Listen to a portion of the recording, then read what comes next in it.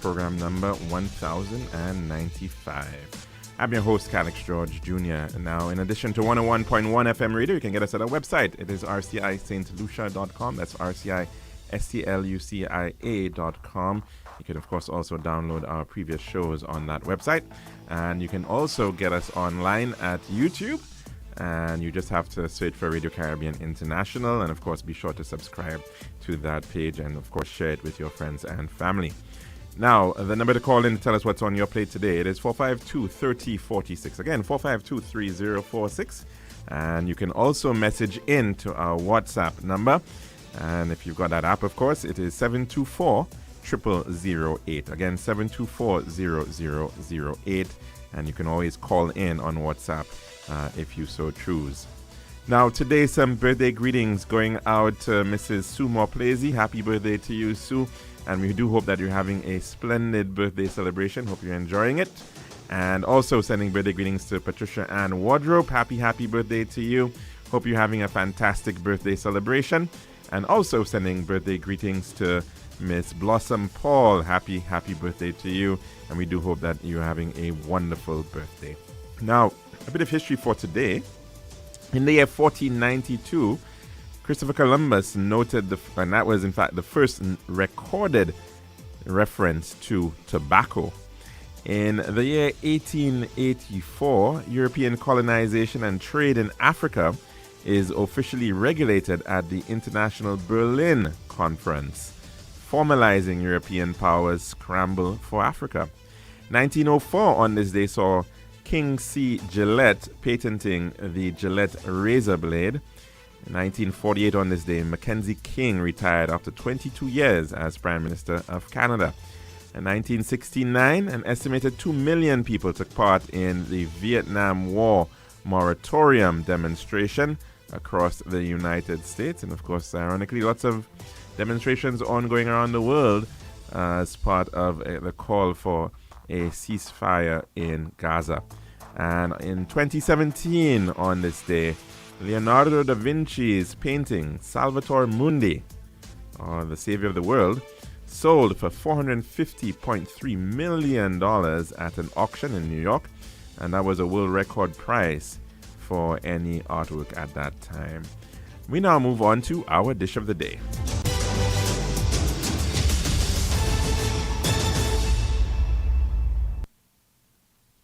The Daily Dish is brought to you the kind compliments of our good friends at Tiles Plus.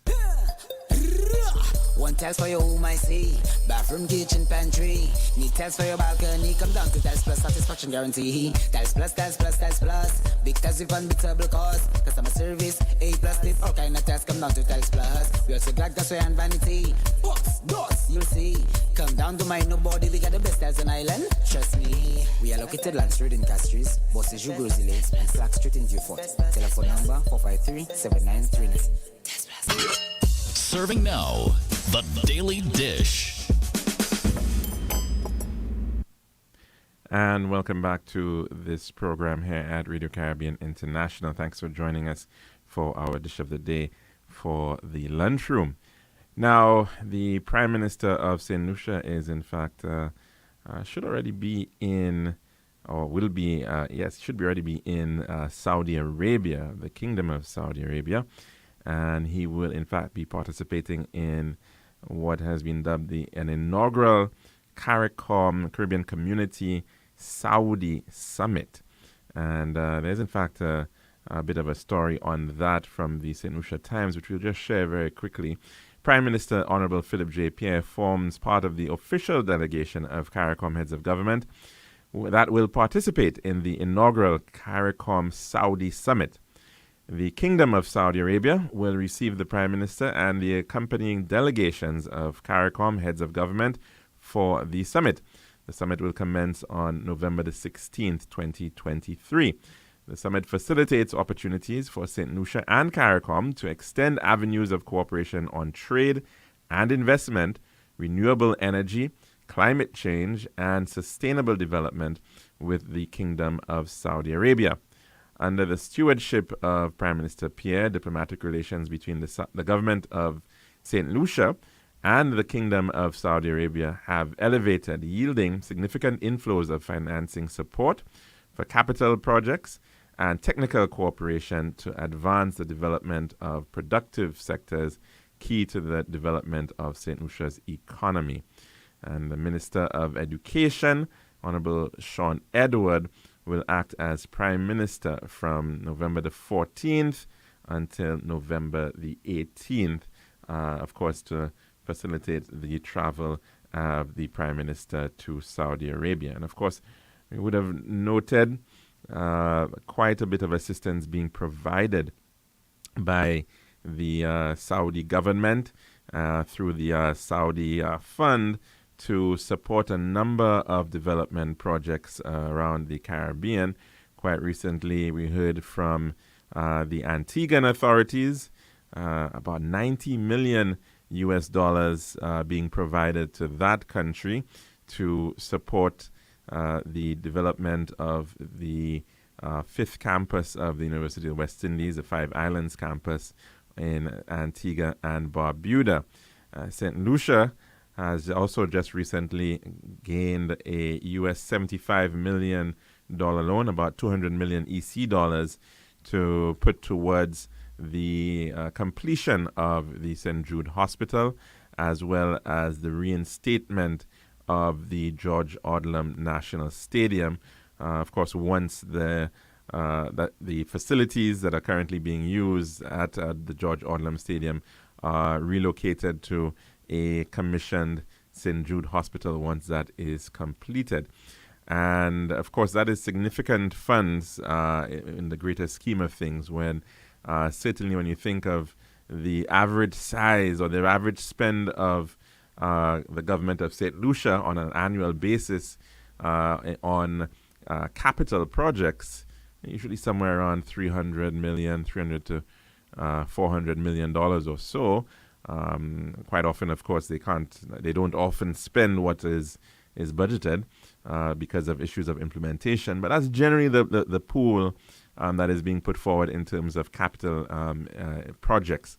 And of course, in a country like ours that is still developing, still requires substantial investments in infrastructure, in plant and equipment, in ensuring sustainable development, ensuring the resilience of our infrastructure. It is quite often challenging for small island developing states like ours to be able to, meet the bill at the end of the day for many of these projects. And the way the entire world is going, of course, and the modernization and trying to keep up. Just a couple of days ago, we were having that conversation about how modern is our new general hospital. And these things move at such a rapid pace that it quite often requires extensive amounts of funding to be able to support a hospital, or to support a new port, or to support wider roads. We can see, of course, the issues of that on a regular basis, and it requires funding. Now, the challenge that we've had, of course, is that we are no longer considered a poor country. We are now into that middle income trap, in which countries have been able to get out of poverty for the most part, and on average, the country has a higher gross domestic product per capita, and it looks a lot better than where many other countries are. And we then get graduated out of aid and special assistance. And so we've seen, especially from the 1990s and onwards, aid was not so easy to come by.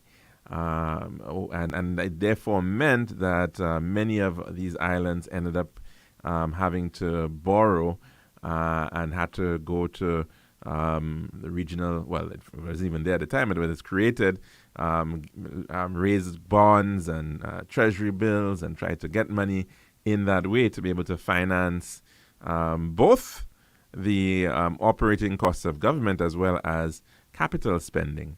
And of course, no free money, no grants being available has certainly been a challenge for many, many countries. Of course, we've heard many promises over the years of the hope that we can get debt write-offs and other assistance. And of course, there has been some changes in the approach of some of these multilateral agencies like the IMF and the World Bank. But at the end of the day, by and large, we are still very much dependent on the debt dollar to be able to fund our development. Now, of course, the monies that the Saudis have been providing have not been grants as such. They appear to be concessionary loan arrangements. And let's hope, of course, that we should be able to pay these off at an easier rate and under better terms and grace periods available to be able to meet that. And of course, it is not the first time that we've seen generosity coming from the Middle East. In particular, we can think to the Kuwaitis, of course, a neighboring country to Saudi Arabia, just to the north of it. One of the smallest countries in the Middle East, certainly, but with a significant oil base, oil resource base. And they, of course, as we well know, have been the target of wars in the past. And, of course, most recently, the early 90s war between Iraq and invading Kuwait. And, of course, they have been very generous as well to St. Lucia in being able to provide resources and to provide support there. Now, of course, the Saudi Arabia has been governed by an absolute monarchy for quite some time. They are effectively the epicenter of the Muslim world, and they have significant influence across the Muslim world, certainly in the Middle East and North Africa, and of course spreading into Asia. And they, of course, have been able, since the advent of their oil rise, their oil boom, have certainly been able to amass a significant amount of wealth. They have immense resources in terms of oil. They also have the distinction of having the largest oil refining capacity, which means that they can, in fact, decide to ramp up the production of oil very, very quickly, and more so than very many countries around the world can. And that has placed them in a very, very special position in terms of their global reach. And certainly, although they are a totalitarian state, and although they're an absolute monarchy, and they've been accusations made over the years about the issues of how they have dealt with persons who are considered dissidents or individuals who have spoken out about the royal family, the Al Saud family. And of course, we saw not too long ago the issue of assassinations in foreign countries, apparently being blamed by the forces led by that family. They have certainly still been able to hold a very, very influential position in world politics. And of course, that is because of their oil wealth. And so we've also seen them, of course, being reaching out and modernizing.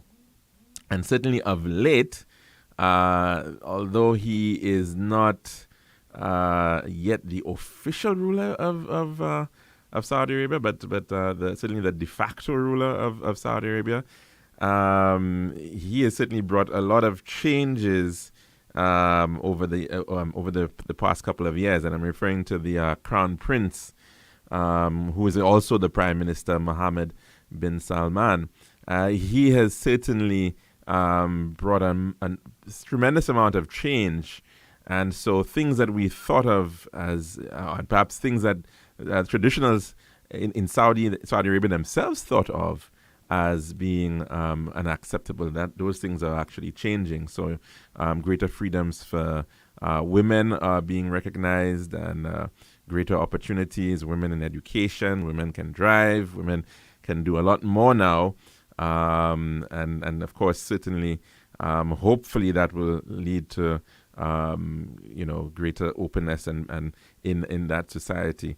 But of course, they have still been a tremendous force in terms of development in the Muslim states, and have been very, very generous to many countries, Muslim countries, and they are now reaching out beyond that into other parts of the world as well. And so we're seeing lots of interest. And of course, many of these countries are also recognizing that what has made them wealthy may not always be around forever. We're seeing shifts in the world that are certainly becoming very apparent, that, for instance, the issue of climate change and the push towards greening our energy, using more renewables, is bringing about a change even in the future of oil. And they, of course, are also having to look at that reality and seeing how they can diversify their economies beyond just the matter of oil and gas. And so significant external investments are also being made by Saudi Arabia, and we're seeing how they are now changing the face of football, and they're changing the face of golf. And so not just, of course, in sport, they're also making significant investments in many developed world countries as well. And so we will have to continue to see how those countries are playing their part.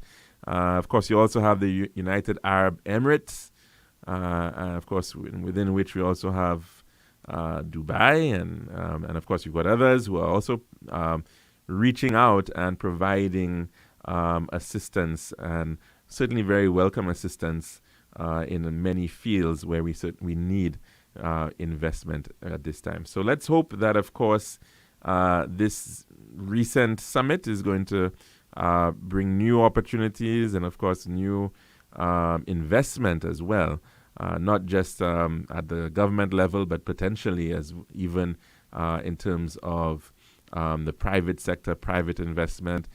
You would have noted that some of these companies are also very influential around the world. Dubai Ports, for instance, a major player around the world in the airlift sector.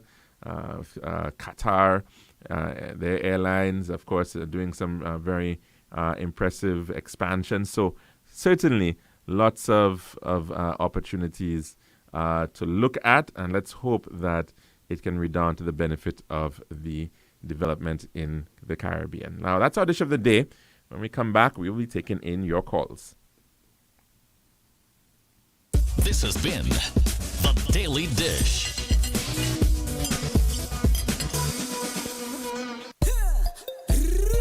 One tiles for your home, I see. Bathroom, kitchen, pantry. Need tiles for your balcony. Come down to Tiles Plus, satisfaction guarantee. Tiles Plus, Tiles Plus, Tiles Plus. Big tiles with unbeatable cost. Customer service, A+. There's all kind of tiles. Come down to Tiles Plus. We also got gasway and vanity. Box, doors, you'll see. Come down, don't mind nobody. We got the best tiles on island. Trust me. We are located Land Street in Castries, Bosses Juguzile, and Clark Street in Dufort. Telephone number 453-7939. Tiles Plus.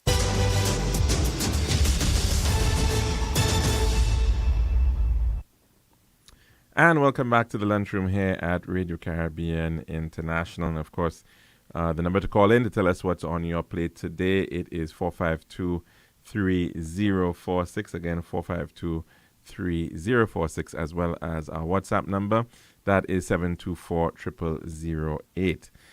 Now, of course, in terms of local politics, some are still very interested in talking about the matter which seemed to have been brought up by an opinion put forward by the Member of Parliament for Castries Central, the Honourable Richard Frederick, on what he would have liked to see on the matter of requirements to be a leader or a head of government here in St. Lucia.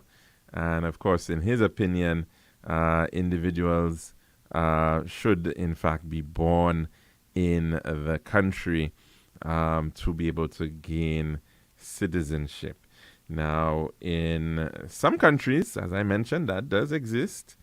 I think in about 22 countries around the world, and of course, we are somewhere about 193 or so countries around the world, but about 22 of them within their constitutions, in fact, require that the individual is born in that country for a natural born citizen, for them to, in fact, be elected as the head of state. And those countries include Afghanistan, Albania, Algeria, Angola, Argentina, Belarus, Brazil, Chile, Colombia, Costa Rica, Finland, Ghana, Honduras, Kenya, Liberia, Mexico, Nigeria, Philippines, Syria, Uganda, the United States, and Uruguay.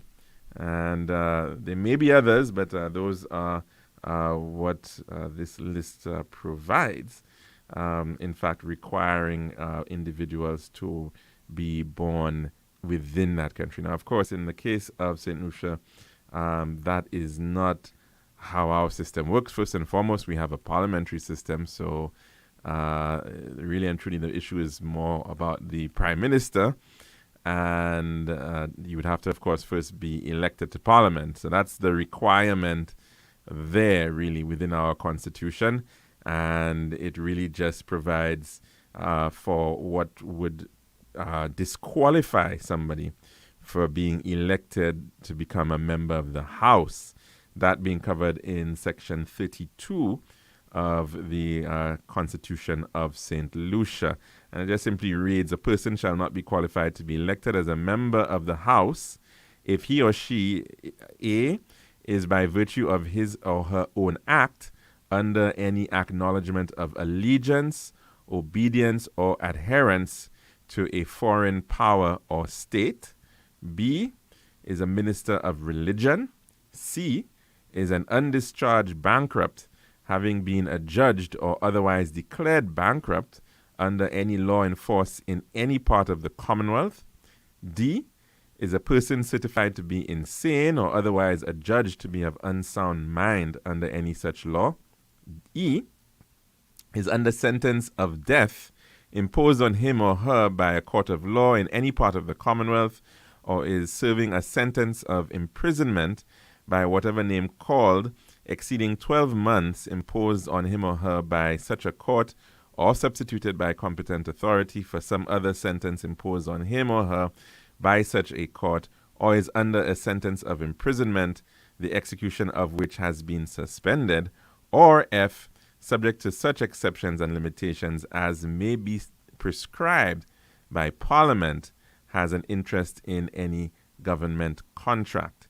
And so that effectively is what our Constitution currently lays out regarding this matter of whether, in fact, somebody can become a member of the House of Assembly.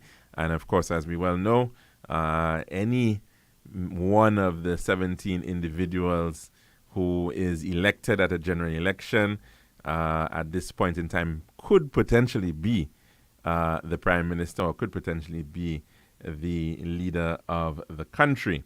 And so any real changes at that point, and when we speak about the whole matter of constitutional reform, of course, there has been a question as to, in fact, whether there should be special arrangements for the election of the Prime Minister. Should we have a directly elected Prime Minister? Should there be some other form of election separate and apart from that of just being an ordinary member of the House to be elected Prime Minister? But let's go to the phone lines to get some views on this matter. Good afternoon and welcome to the Lunchroom. What's on your plate today?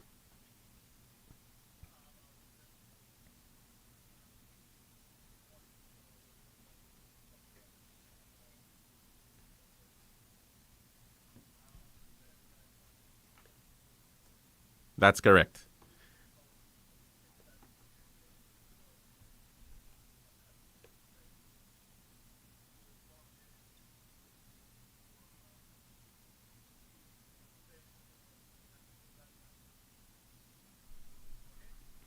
Well, it has been interpreted, I believe, if you in fact are holding another citizenship, you outside of the Commonwealth, I believe, eh? Outside of the Commonwealth, you can in fact, yes, you would. There may be a challenge on that basis. Yeah, right,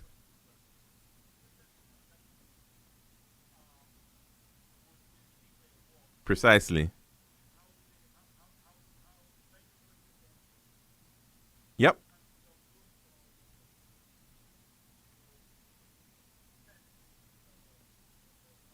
hmm and it may be, it could also be that you were born in Saint Lucia and you hold a U.S. passport, or you know, a Irish passport, or whatever the case may be. Yes.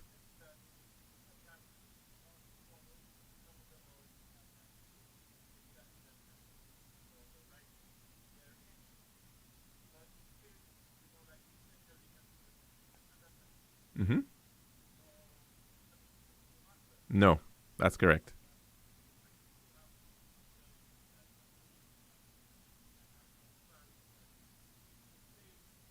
hmm hmm hmm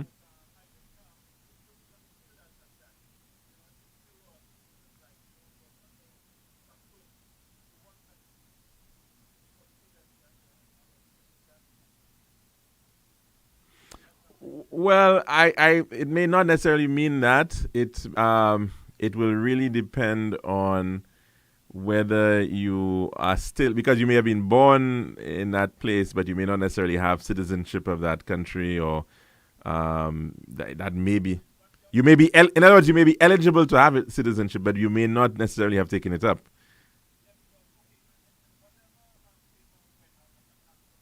Right.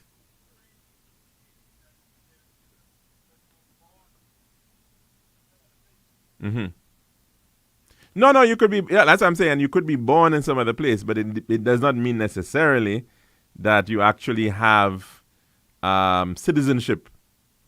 You are eligible for citizenship, yes, but it doesn't mean that you are that you've taken up that citizenship. So that is really where. hmm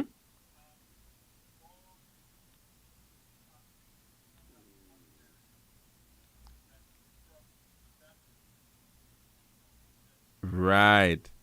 Yeah. There was a very interesting case, I think, that went through even to the European Court of Justice or whatnot, and it involved, I think, a lady from China, I believe it was, who was based in London at the time, and then she actually went to give birth in either Northern Ireland or the Irish Republic, so that she could get. I think she went to Belfast, in fact. So that's Northern Ireland, so that because you can claim Irish citizenship, I think, or something of the sort. So she could then become an EU citizen, and she used that whole process of her child being born there to try. It was a very roundabout matter, and it ended up going. I'll have to find out that, do some digging on that one. But it was a very interesting case that had come up about the issues of citizenship, and in fact, the loophole that she tried to use has since been blocked or changed by an amendment, I believe. So you do get those types of situations happening. You know, people do use lots of these approaches, and in fact, that is part of the argument that Donald Trump is actually bringing forward right now. That a lot of countries have said that even though you may be born in that country, if if you don't have a parent who is actually a citizen of that country, citizenship is not automatically guaranteed. So yeah, and so they've looked at that as a major issue in many countries.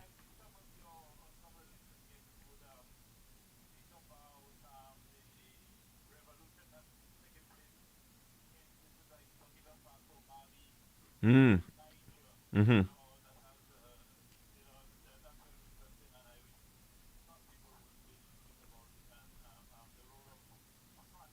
Yes.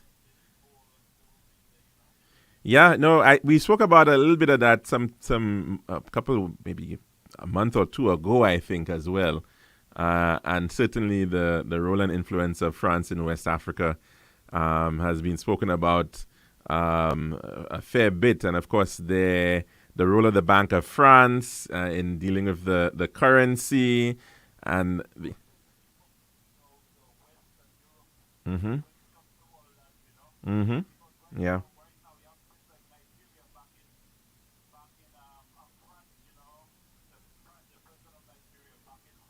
mm,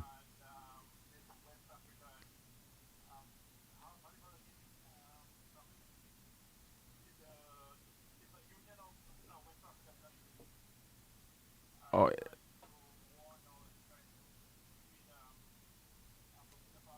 okay. Mm. Yeah, I mean, there's a lot of politics at play, and of course, jostling of influence has is nothing new. With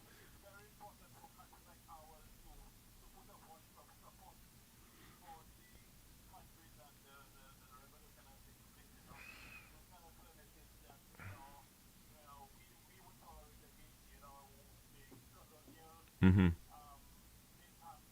mm-hmm. Yeah, yeah, no, very very important point too, caller.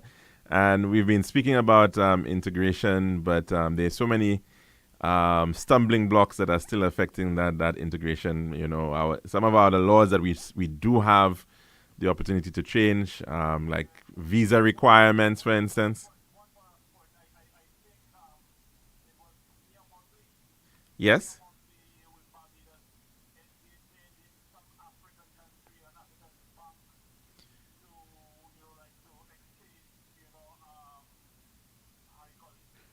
Well, the Afri Exim Bank, Africa Export Import Bank, which has been.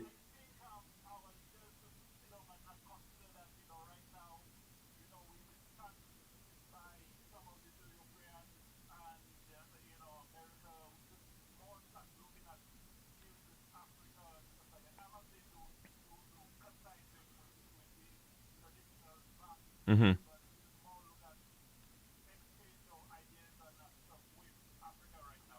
Yep. Thanks for that, caller. Excellent points. Have a good one. And yes, the Afri Exim Bank is now established, and the branch of that is, in fact, based, I believe, in Bridgetown. So the hope is that there would, in fact, be some areas of joint cooperation, potentially maybe in trade between the two regions. Of course, St. Lucia, sorry, the Caribbean has been considered a region of Africa, just like West Africa is a region. I think it's ECOWAS is what he was referring to early on, the economic bloc for West Africa. And certainly, can we see stronger relations with this region, which, of course, is also one of, just by virtue of demographics, is in fact the fastest growing part of the world right now. So much so, demographers and people are saying that by the end of the century, the largest city in the world, it's not going to be Tokyo, it's not going to be Shanghai, it's not going to be any city in Europe or North America, certainly. It's actually going to be a city in Africa. And it is likely that it's going to be Lagos in Nigeria that is, in fact, going to be the largest city in the world. And not just the largest city in the world, they're also projecting, and I mean, of course, this may never come to pass, but it is projected that Lagos might be the first city to, in fact, hit 100 million people. And that is an astounding figure. Right now, the largest city in the world is supposed to be Tokyo, where you've got about 35 million people. existing in this massive urban space.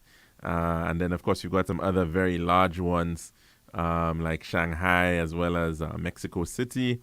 But they're projecting that Lagos, because of the massive rise in the population of Nigeria, it is going to be the go-to destination, and it is going to be a super mega city.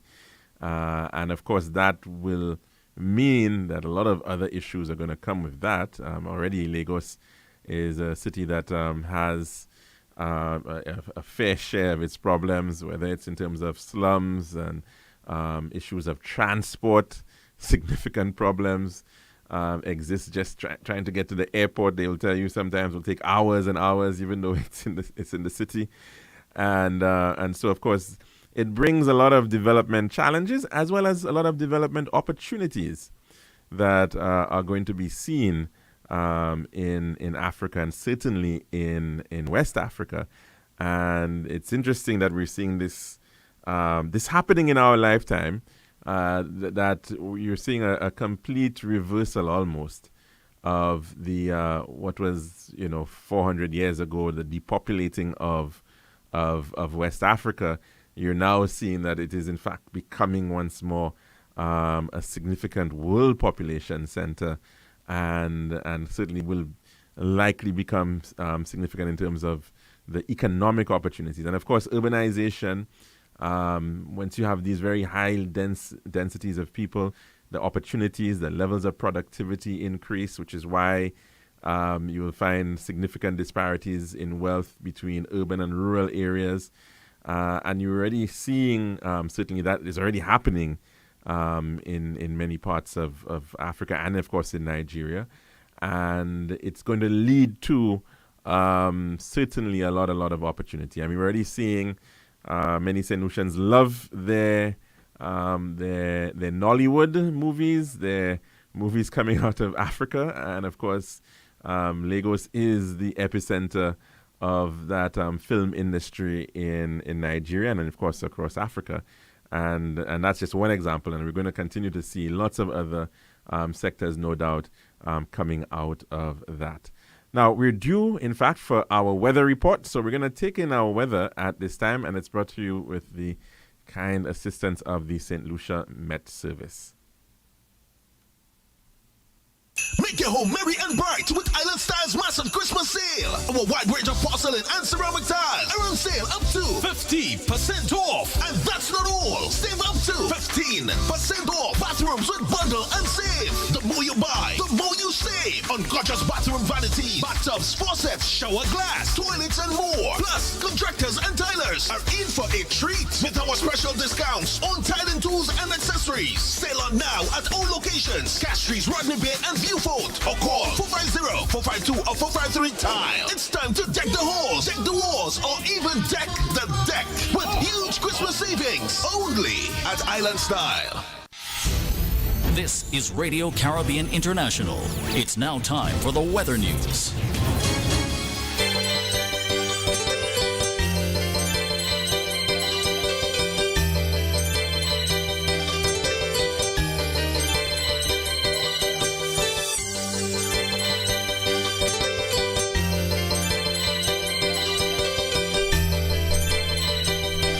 So of course on the 1.1, it's now time for your weather report as of 12 noon today, presented by Island Style Talenba.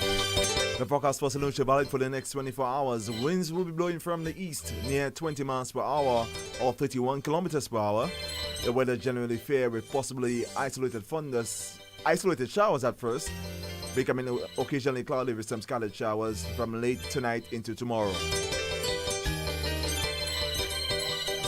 Of course, there's an advisory in here which reads small craft operators and sea beavers are advised to exercise caution due to above normal seas. And the forecast for Leyland Antilles.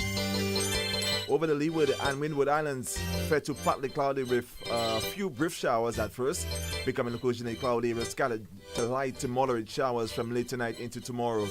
Over Trinidad and Tobago and areas further south, partly cloudy to cloudy with scattered showers and a chance of isolated thunderstorms.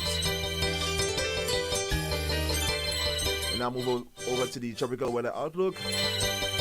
The Atlantic high pressure system will continue to generate moderate to brisk easterly winds above normal seas across the Lesser Antilles during the forecast period.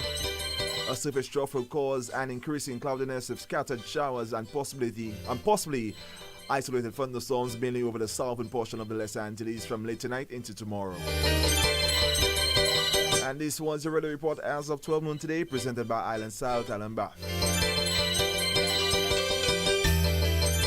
This has been RCI's Weather News. For more information, call the Weather Hotline at 454-3452. RCI 101 number 1.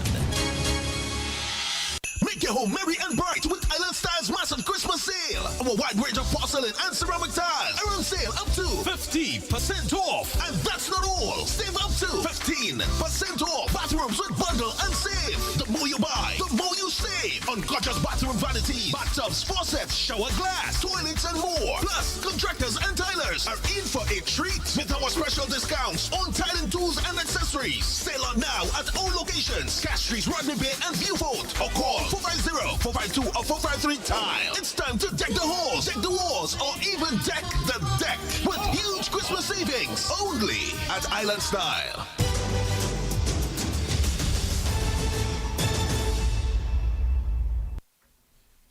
Welcome back to the Lunchroom on Radio Caribbean International. Of course, the number again, it is 4523046. That's what you can use to call in to tell us what's on your plate, as well as our WhatsApp number. It is 724-0008. Again, 724-0008. Now, of course, despite the fact that we've been hearing quite a bit about this matter, what the opposition United Workers' Party is suggesting and as an attempt to bar the leader of the opposition, Alan Shastney, from being elected to the House of Assembly. I think there's been, in fact, a statement coming out of the government effectively distancing itself from that, and in fact saying that they have no intentions at the moment of doing such a thing. And I think the Prime Minister made a statement on the matter, and also said that they are also hoping to look at the issue of constitutional reform. And there's in fact been an appeal made before to the leader of the opposition and the United Workers' Party on this matter to look at it, and thus far they have not yet brought forward any individuals to be able to be part of that review. Just share that story coming from the Loop News for you. Prime Minister Philip J. Pierre has vehemently denied the opposition's recent claim that the government intends to amend the constitution such that only individuals born in St. Lucia may hold the position of Prime Minister. During a press conference Tuesday, Public Relations Officer of the United Workers' Party, Leonard Spider-Montoute, described Richard Frederick as the Prime Minister's most vociferous advocate, who often espouses the policies of the St. Lucia Labour Party. He said, quote, "When Richard Frederick publicly makes comments about altering our constitution, we know that he's speaking for the Prime Minister as an official in the Prime Minister's office, and that it is an intention of the St. Lucia Labour Party to make good on those sentiments that have been expressed." Montoute described such a move as a targeted attack on the opposition leader, Alan Shastney, who was born in Martinique for medical reasons. Quote, "A person in a situation like this, who comes back to St. Lucia, lived most of his life in St. Lucia, made his contribution to St. Lucia, had his heart in St. Lucia, and you want to say that that individual, he does not qualify as a St. Lucian to serve in this country, then clearly the desperation of the Labour Party has taken a new turn and has gone on to a new level. You do not make laws to target individuals," Montoute declared. Prime Minister Pierre, however, dismissed these claims as baseless and labeled them as desperate attempts by the opposition to regain political ground. Quote, "The opposition is desperate because the people of St. Lucia have rejected them.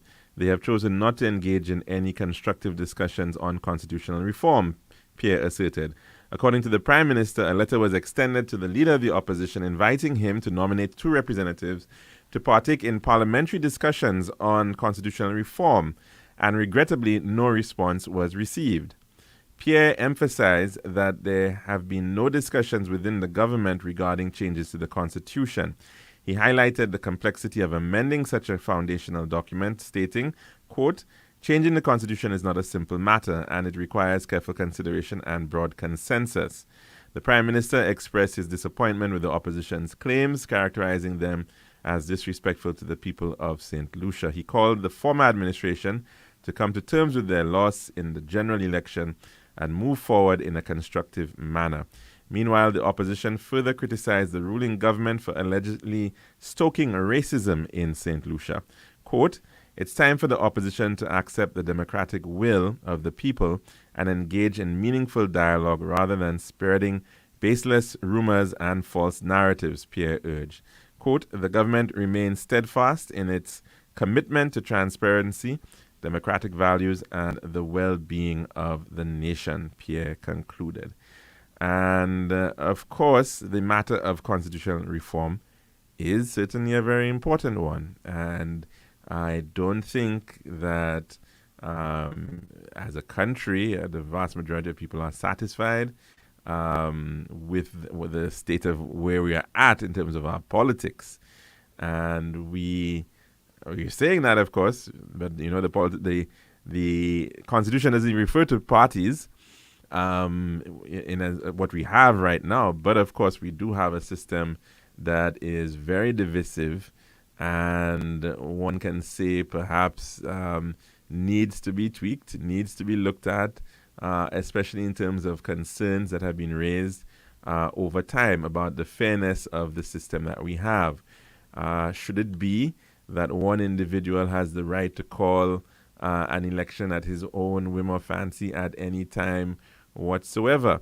Call a snap election. Now, of course, even countries that have similar systems to ours, even the United Kingdom, which has a system like which we've been modeled after, has gone the route of curtailing the ability of the Prime Minister to just call an election at any time.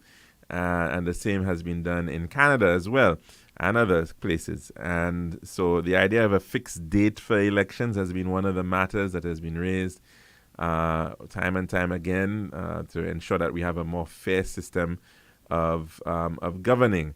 And of course, the issue of whether the Prime Minister should be more directly accountable to the people, whether the populace should have the opportunity to, like in the United States, elect somebody who they seem to believe is a good local representative, and that person represents their local interests, but does not necessarily have to elect the party that local representative necessarily runs for, and actually give individuals more choice in the matter of electing their representatives. Right now, every general election offers one individual, one vote.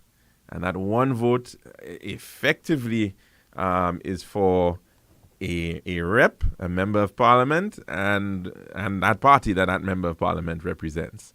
And the question is, should that vote be sort of decoupled? Should it be broken up and to allow people to actually elect a representative at the local level to represent their constituency, but at the same time they may want to elect a party to govern, or an individual to be the head of the government, and of course that is a conversation that is a very legitimate one to consider. The other issue, of course, is that we've seen we have a first past the post system in our country. It therefore means that one individual, a party or anybody, can win a seat by just one vote. And we've seen it come that close on some occasions. We've seen elections being, constituencies being carried by 2 votes or 3 votes or 7 votes or 30 votes in an election where you have thousands of people voting in a constituency. And that really, of course, means that, and you've heard it, many parties say, yes, we lost the election, but and sometimes they may say, yes, we have 6 seats versus their 11, but we only lost by 400 votes, because they look at the marginal seats, they look at the seats where they lost by thin margins, and they say, this is really what we lost by. And so the first past the post system can sometimes, of course, not necessarily, it represents the interest of the people, because that's the nature of the Constitution, but it may not necessarily represent the math behind the election. And so you quite often may have a split in the vote between 48% voting for Party A and 52% voting for Party B. But then Party B, with this 4% margin, is still coming up with maybe 2/3 or 3/4, or maybe even all the seats in the parliament. And should there, therefore, be some opportunity for a form of proportional representation? Now, of course, proportional representation exists in some countries. For instance, the state of Israel uses a proportional representation system. Guyana uses proportional representation as well, and some others around the world. But then you don't necessarily have to go for a pure system. And what has, in fact, come forward in some parts around the world is a hybrid system, where some of the individuals are voted in using a first-past-the-post system at the local level, but also some members of the parliament are also elected by virtue of proportional representation. So it therefore means, even though, let's say in the case of Barbados, or in the case of Grenada recently, where we're seeing that one party is holding all the seats, and it's even though, of course, the losing party came up maybe with 45% of the vote, and they've got no representation at all, they can still gain some representation in the parliament at the lower level, at the elected level, through a partial proportional representation system. So I think, for instance, the British Virgin Islands has a system where you have your member of parliament for your constituency, but you also, when you go to vote, you also can elect what they call at-large representatives. So you're also voting for a party, separate and apart from voting from the individual, and it then means that you have some opportunity there to have some better representation. It matters, of course, yes, especially when you have the call quite often by some people that they want to see a third party, or they want to see another option beyond the two traditional parties that we have. And of course, first past the post systems, they tend to encourage quite a bit this type of two-party system, right? Very, very much so, because it's a winner-take-all arrangement with the first past the post system. And having some form of proportional representation, in fact, means that potentially a third party might have a shot at actually getting in some people within the mix. Now, you could look back to the situation with Trinidad and Tobago some elections ago. I think it might have been the 2008 or so, 2010, somewhere around there, where there was a third party coming in, led by former UNC former Professor Winston Dukaran, called the Congress of the People. And they went out and they campaigned very well, and they contested, I think, nearly all the seats, and they did not win one seat. Albeit they won nearly 30% of the popular vote, but they did not win one seat. And so you can have some very popular third parties arising, and they still may not get any kind of actual seats in the House.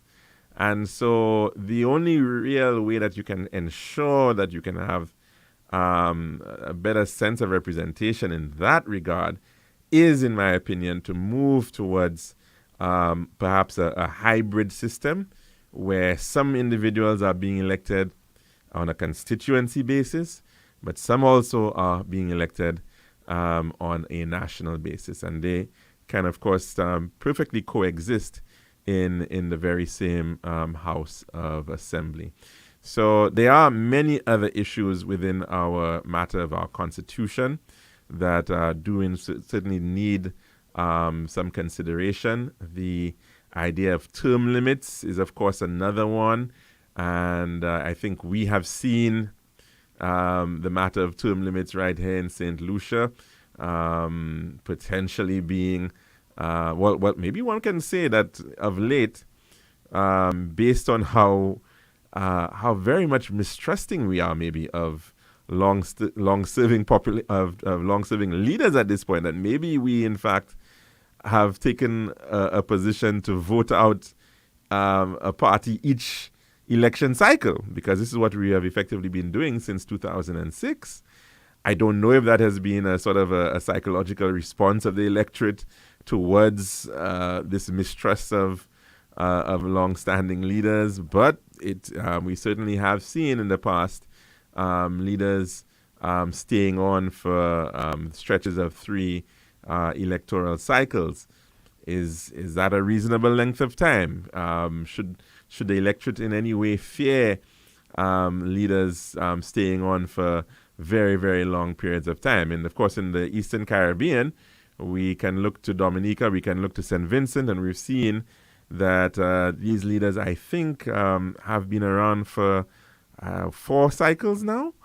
And they're being elected, some may argue. But then, of course, on the other side, people are saying that, what about fresh blood? What about bringing in new faces? And of course, that has been the argument quite often. And we need not necessarily say 2 terms. The United States, of course, has a very hard and fast rule of now. It's 2 terms for 4 years, and that individual has to move on. And some people may say, you know what, we would have loved to have had another term of Barack Obama, or we would have maybe loved to have had another president staying on longer. But that's the reality of what the system that they have. So maybe in a system like ours, we don't necessarily have 2 terms. Whatever we think is in a country that may have scarce human resources, that's part of the argument we've heard. Maybe it might be a 3-term limit that you actually may set on the leaders, the prime minister, or whoever the case may be. The matter of moving to a republic, that has been raised by many in the past. I think both the former prime minister, the leader of the opposition, has raised it, as well as the current prime minister has also raised that matter. And of course, we've seen Barbados head in that direction, like many other countries in the Caribbean. Is it time as well to consider that? And maybe also looking at a stronger head of state that could play a role beyond the ceremonial, but perhaps also play a very important role in guarding against issues of corruption, guarding against interference in government. Lots of different things that we have to consider when we speak about constitutional reform. But let's hope that it's not going to be just continuously placed on the back burner. And remember, we've had a report that has been around, I think, 2006 or thereabouts, or 2007. It's pretty old now, and I think there are lots of good recommendations inside of there. from that Constitution Reform Commission, and it's worthy of having a look, and more importantly, worthy of actual action. That's all the time we have today here at the Lunchroom on Radio Caribbean International. Of course, we do hope that you can join us again tomorrow for another program here. I'm your host, Calix George Jr., saying goodbye.